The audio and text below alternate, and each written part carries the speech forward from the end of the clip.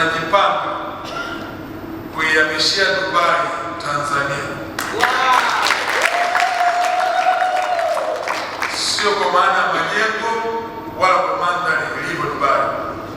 Mheshimiwa mgeni rasmi, leo kwenye madini ya dhahabu, changamoto kubwa ambayo watu wetu wanazipata asilimia kubwa ilikuwa katika maeneo mawili. La kwanza ilikuwa ni katika mitaji, na la pili soko la uhakika. Mheshimiwa mgeni rasmi, ili mchimbaji mdogo aweze kuchimba ni lazima apate mtaji wa mtu wa kumsponsor, na asilimia kubwa ya mitaji inatoka nje ya nchi, hasa Dubai.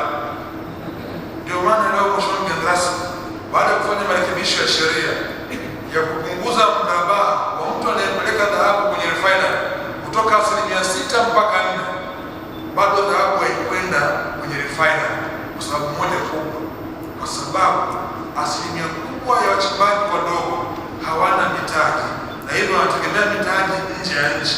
Kwa kila anachokichimba anakirudisha kwa mtu ambaye amemdhamini, na hapa ndipo unaenda ule msemo, anayemlipa mpiga zumari ndio anayechagua mwimbo. Kwa hiyo Mheshimiwa mgeni rasmi, hii ikawa ni changamoto kubwa sana, na hii mimi binafsi ilikuwa inaniumiza sana. Haiwezekani mama aliyoko Sengerema kuliko na dhahabu anasubiri dhahabu kutoka Dubai ndio sonara wa Dar es Salaam amtengenezee mkufu, ili yale madini yako pale pembeni yake. Kwa hiyo tukaona, Mheshimiwa mgeni rasmi, njia kubwa ya kwanza kufanya ni kuwasaidia watu wetu hawa kupata hiyo mitaji, tukiwawezesha sisi kupitia mfuko huu wa dhamana. Serikali ndio iwe mdhamini wa kumsaidia mchimbaji mdogo. Akiipata ile fedha itamzuia kwenda Dubai. Asipoenda Dubai, tutatengeneza scarcity ya dhahabu kutoka hapa kwenda Dubai.